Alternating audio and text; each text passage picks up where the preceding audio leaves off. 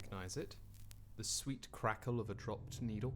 The silent hiss as the groove leads effortlessly towards the music. For me anyways, it's a magical moment I treasure each time I play a record. With vinyl sales being on the rise since 2005 and with 2015 marking the year that vinyl exceeded CD sales, I felt that it was time to do some digging on this time-honoured medium. As of 2015, vinyl sales represented 1.5% of all music sales in Britain, up from 0.1% in 2007. A key factor for this rise in sales is notably due to Record Store Day, where special limited releases from artists come out. Cardiff's vibrant vinyl scene, home to the world's oldest record store Spillers, as well as many other independent vinyl stores dotted around the city, seemed like an ideal place to start. I'm looking to find out from independent resellers their opinion on the resurgence of vinyl, and what it means to be listening to vinyl in this digital age. I'm starting my investigation at one of the biggest vinyl resellers in Cardiff, Kelly's Records, situated in Cardiff's indoor market. I'm hoping to glean an understanding as to who is buying records, as well as why. I'm here with Russell, manager of Kelly's Records. How are you doing, Russell? All right, very well, thank you.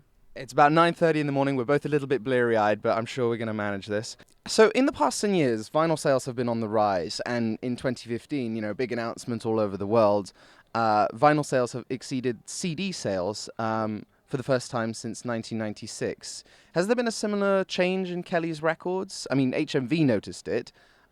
Principally, we're always an outlet for collectors, really, in a way. So if you want to, and the tendency is a collector would offload a certain amount of stuff, we'd buy it and then we sell it on. But obviously, about 10, 15 years ago, there was a real sea change. The business side of music was falling apart. Artists were unhappy, customers were unhappy.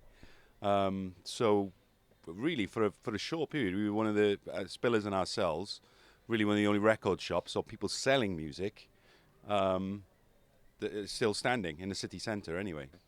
So you don't actually perceive the rise of streaming as a bad thing? No, not at all. No, I think it's vital. I mean, I use streaming at home. Spotify, I think, is superb, simply because it's access to music that you don't have to keep pulling it off the shelf. Mm-hmm.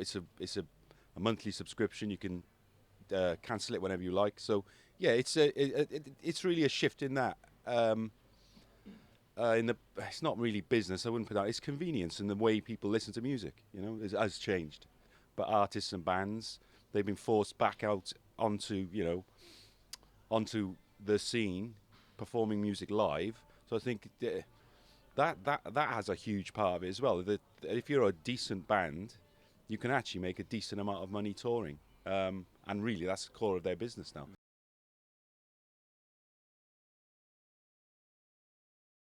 Simply because I do it for a living, it's what I'm looking for vinyl. It's what we present to the customer. It's a choice of digging through and finding something that they might not otherwise come across, get it at a good price, and most importantly, they get it in good condition or in the condition that it's described. Mm-hmm. That's really the core of the business when you're selling vinyl, is you've got to make sure that the quality goes to the customer. What's your take on the bigger like high street chains reissuing new vinyl, like for example Urban Outfitters, HMV? HMV dropped their top 10 vinyl albums just this year. So what's your take on that? Do you think they're kind of jumping on the bandwagon a little bit, sort of pushing the independents to one side, or not really?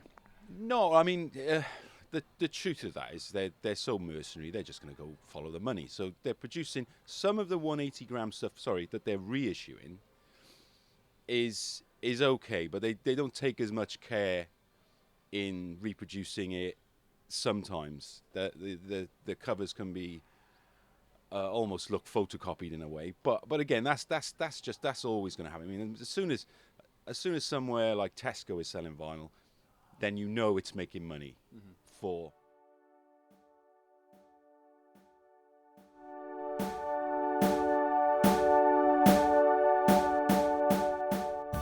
further to my investigations with local resellers, I reached out to big brands such as HMV and Urban Outfitters to ask them how they perceive the vinyl resurgence. However, no interview materialized. I can imagine they want to cash in on the buzz, however, because as of 2015, Tesco and Sainsbury's have both begun selling vinyl in their stores. Gennaro Castado of the British phonographic industry was quoted saying that having a vinyl chart currently makes perfect sense. The chains have thus paid heed to his words. Despite, however, some criticism from, smaller resellers of possibly overcrowding the market, other independents aren't so convinced. I spoke to Steve from Divinyl, an independent reseller in Cathays in the north of Cardiff, on the subject. What do you think of, for example, HMV, Tesco's, Urban Outfitters? What do you think of them sort of encroaching on the traditional independent vinyl seller scene? I think it's good. The only thing I'm worried about is the actual record companies. I mean, really, they've made money. Say an artist like Fleetwood Mac, rumours have been out for 30 years. Why is the album so expensive? I think reissues of old stuff should be maybe £10, and maybe new stuff should be £15, £16. I think they're going to be careful they don't kill the market as it's growing.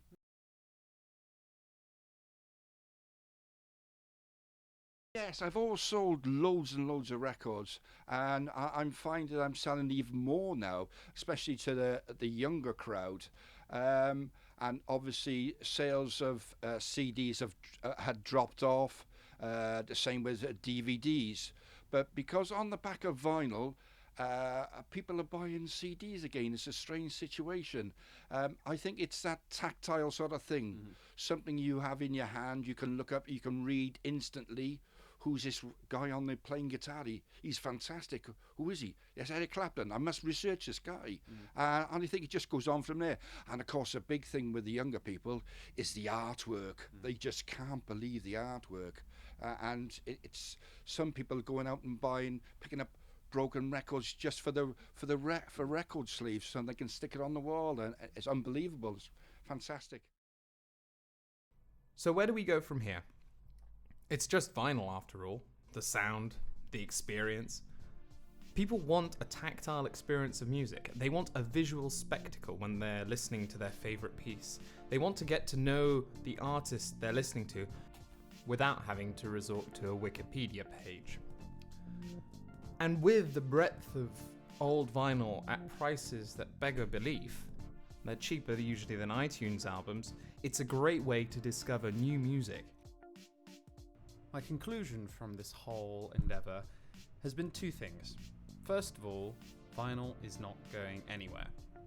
And secondly, rather than just a resurgence, this comeback is a sign that our generation is finally ready to fall in love again with the experience of music.